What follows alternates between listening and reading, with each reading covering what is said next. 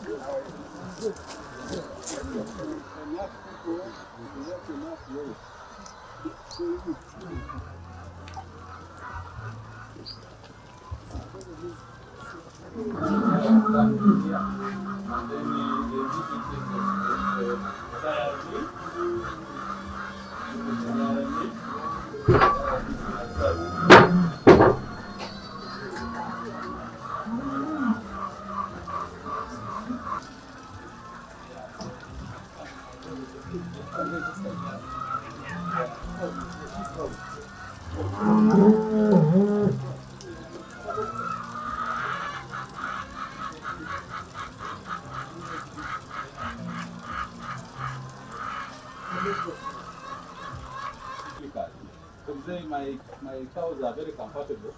They eat and they come and rest here on their mats as this. And then this other white one is giving me 33 liters.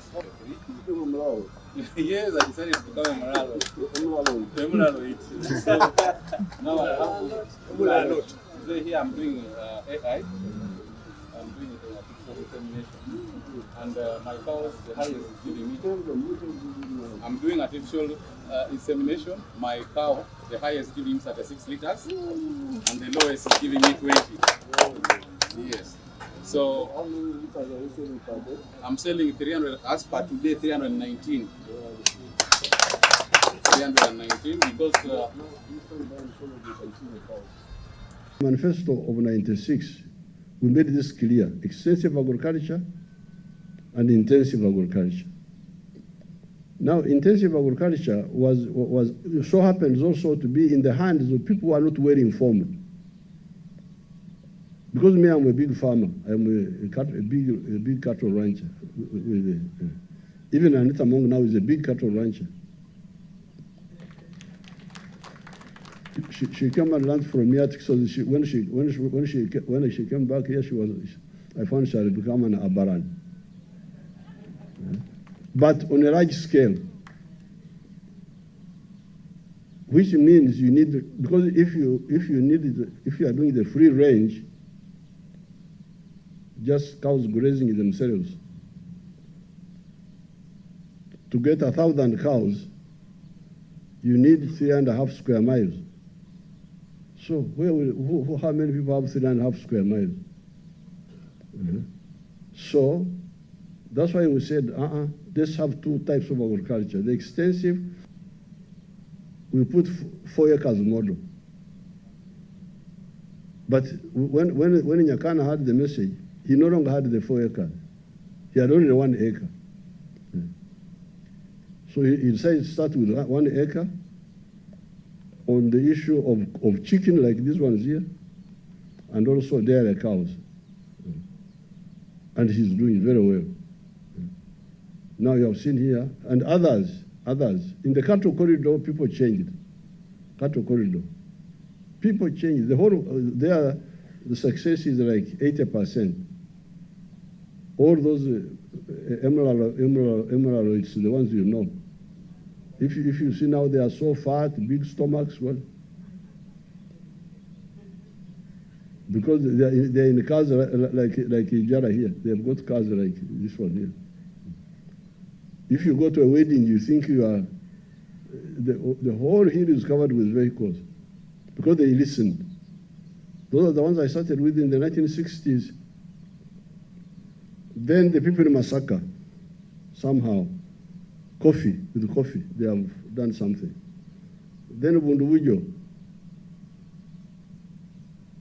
But we shall talk about this. But now, our analysis by 1995, by saying you are growing cowpeas, and growing cowpeas on a small scale. If you are growing cowpeas on a big scale, it would be a different IMAR. But now, the disaster is to grow low-value crop on a small scale. That's why there's total blindness. And this is what I've been talking about. You people, you're going to die from poverty, and yet there is a solution. That's what Ijala said me talking, because wherever I go, I talk. God has given me voice to talk. Because if he didn't want me to talk, you can go in ICU, find somebody's looking at you, he can't talk. But for me, God gave me talk, I talk. Whether they listen or not, that's their business. So, we said, for the 4 acres or less, I made an analysis. Like last night, this morning I was talking with my Prime Minister, because I saw her talking in the TV about onions and so on. So the analysis we did was, these people of 4 acres and less are endangered species. They are in trouble. These families are in trouble. If we don't rescue them now, they will be in total poverty, and there will be a problem even to the country, to themselves, but also to the country. Because remember,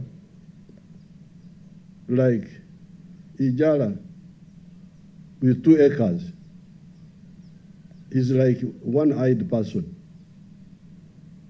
Because if he puts 1 acre under food crop, like cassava, you put 1 acre under food, you remain with 1 acre to deal with the money. By the time we came into leadership, a lot of damage had been done. For instance, land fragmentation. Uganda had a lot of land, but because of not clear, when the parents die, the family land is fragmented. Family land is fragmented. Every generation, the land is becoming smaller. So you ask yourself, if you do not solve this problem of land fragmentation, how will the future generations be? How?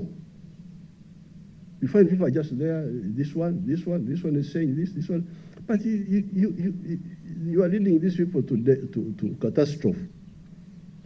Because if land fragmentation doesn't stop for inheritance, in other parts of the world, they stopped it. Thank you. Is the peace you brought to TESO. The peace that we are enjoying in TESO. And as he said, the conducive environment that you're giving us. And the encouragement, the mindset change that you're giving onto our people. Even if you are educated, how? I am happy that Joseph can be able to pay salary for about to... Some like Joseph Ijala here fell on fertile ground. So slowly I'm getting stories from around Uganda.